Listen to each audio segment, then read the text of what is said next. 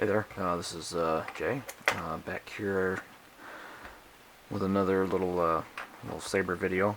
This one is to show off, I guess you could say, these new ones I've been working on.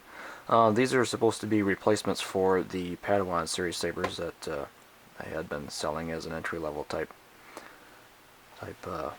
product. I wouldn't go so far to call these product. These are more of a prototypes here. This is calling them the ATS series right now. It's aluminum tube saber series, because that's what these are basically made out of, is aluminum tubing.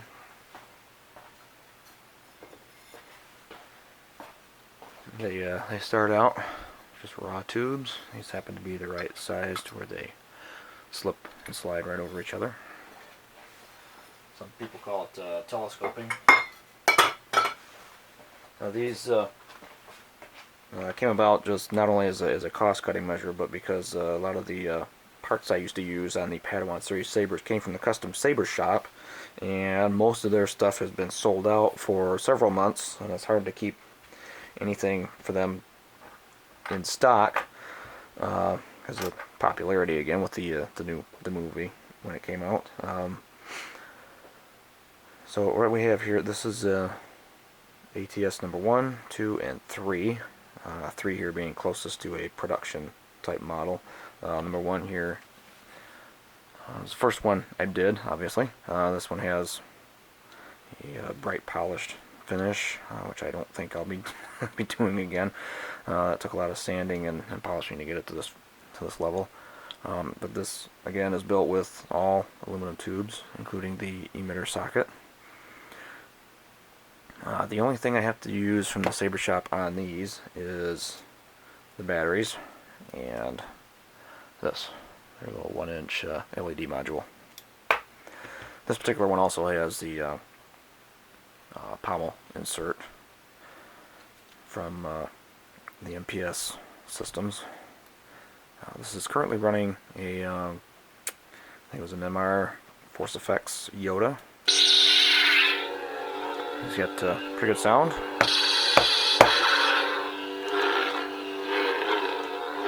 Typical MR sound effects.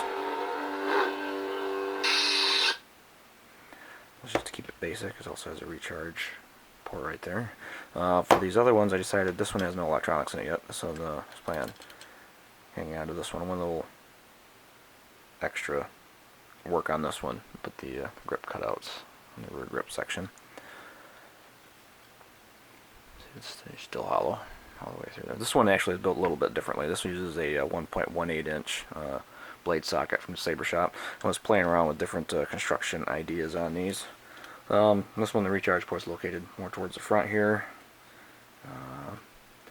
End cap is just simple electrical conduit box knockout plug. Happens to fit right in there. The ones we built with a 1.25 inch by outside diameter with a thicker sidewall. This one has a thinner sidewall to fit the 1.18 inch blade socket, so I had to bend the tabs on this to get it to fit, but it still fits. Nice and snug. And then this one here, the third one, this is currently running a Crystal Shard 2.5. You see I drilled the bottom end here for sound. It's a little scuffed. This one is basically a used lightsaber. The aux button's right there. We have an illuminated switch. These all still use 16 millimeters because I had a bunch of these left over from the Padawan sabers. Those are the last of them. Anything else I build later will probably have two 12 millimeters, possibly the option for having one of them illuminated, but not both. As you can see, I made the switch body tube area a little wider. Hopefully that should accommodate two of the 12 millimeter switches. Blade retention thumb screws. This one is again built with using a aluminum tube setup. You see the tri-cree right there. It's an XB2 RGB. Let's boot this one up. It's your typical 2.5 crystal shard. multiple blade colors.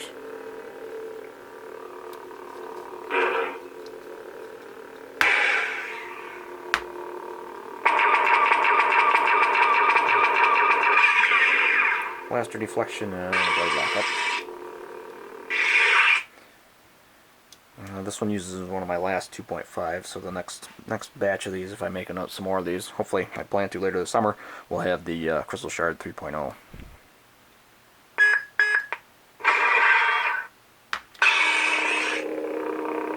That's red. Push them both and you'll scroll through the colors.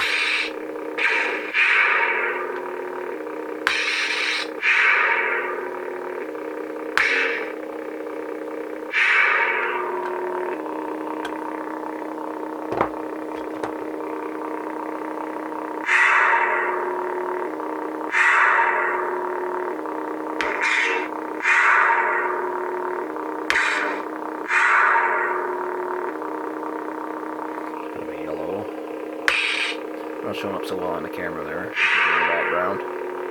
Going back to the orange. So this one has 6 sound banks on it. All of them are the standard ones that you would find on a various models of the Crystal Focus over the years. And these buttons are not working so well. That's why I want to upgrade to 12 millimeters. There we go. Episode 5. Episode 6.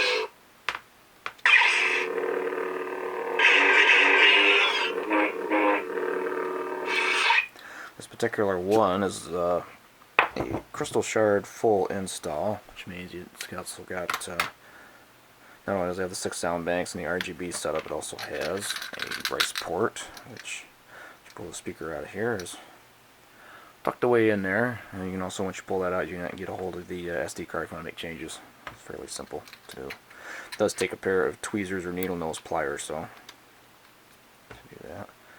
We'll just put this retention clip back in there. These are still works in progress, so there may be some changes to these later as the development moves along. But there they are. That's the my new aluminum tube Saber Series. Numbers 1, 2, and 3. Number 4 is over on the bench over there with no electronics in that one either, so I'm not going to bother with showing you that one. But there they are. Hopefully I'll have these more readily available. I'm looking to get some of the pieces and parts of them actually machined, so it won't take me so long to make these. And I'll hopefully be able to put these up and open up my build log on the fxsabers.com to take orders on these again. So once again, there they are, aluminum tube series, or ATS. I'm Jay-gon Sabers, and as always, thanks for watching, and we'll see you next time.